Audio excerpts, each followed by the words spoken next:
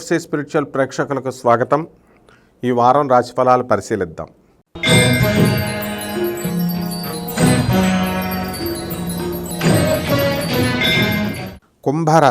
కుంభరాశి వారు ఏలినాటి శని చాలా బ్రహ్మాండంగా ఉంది. మధ్యస్థంగా ఉన్నటువంటి ఫలితాల్లో మీరేం చేస్తారంటే పని దొరకట్లేదండి అని బాధపడేటటువంటి వాళ్ళందరూ కూడా పని కొత్తగా దొరుకుతుంది. అసలు ఎంత బిజీ అయినటువంటి పని అంటే లక్షలాది రూపాయల పని, కోట్లాది రూపాయల పనులు కూడా మీరు అవ్వలేలగా చేసి పడేస్తారు. మరి 2 ఊర్లలో దుకాణం పెట్టి చక్కగా ఇక్కడ అక్కడ కూడా చేస్తూ ఉంటారు.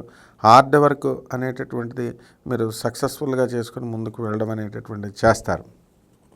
ఇక విద్యార్థుల దగ్గరికి వచ్చేసరికి మీరు విద్యార్థులు బ్రహ్మాండంగా చదువుతారు, అనుకున్నదంతా కూడా సాధించడం అనేటటువంటిది చేస్తారు మీరు.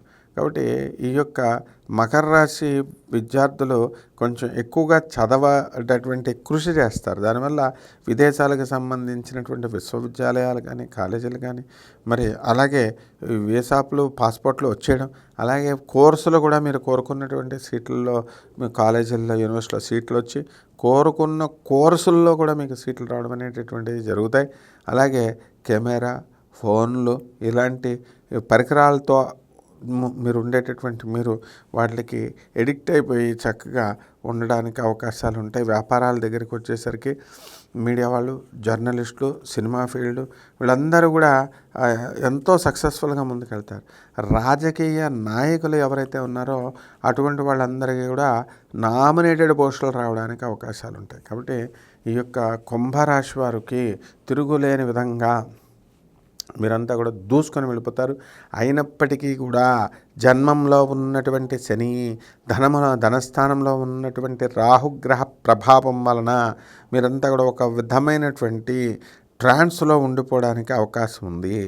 అలాగే ఈ ట్రాన్స్ నుంచి బయటకు వచ్చి అష్టమ కేతుగ్రహ ప్రభావం జరుగుతుంది. కాబట్టి మీరు చిన్నగా గణపతికి ఆరాధించుకోవడం ద్వారా ఈ అష్టమ కేతు దోషాలు అనేటటువంటివి మీకు పోవడం అనేటటువంటివి జరుగుతాయి. కాబట్టి ఈ కుంభరాశి వారు అనుకున్న పనులు అనుకున్నట్లుగా ఈ యొక్క వారంలో చేస్తారు.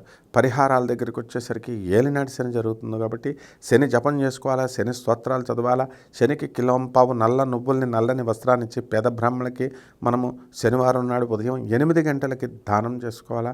అలాగే దశమహావిద్యల్లో ఒకటైనటువంటి మహాకాళి అమ్మవారి యొక్క హోమాన్ని మీ ఇళ్లల్లో జరిపించుకోవడం ద్వారా అద్భుతమైనటువంటి ఫలితాలు మీకు కలుగుతాయి.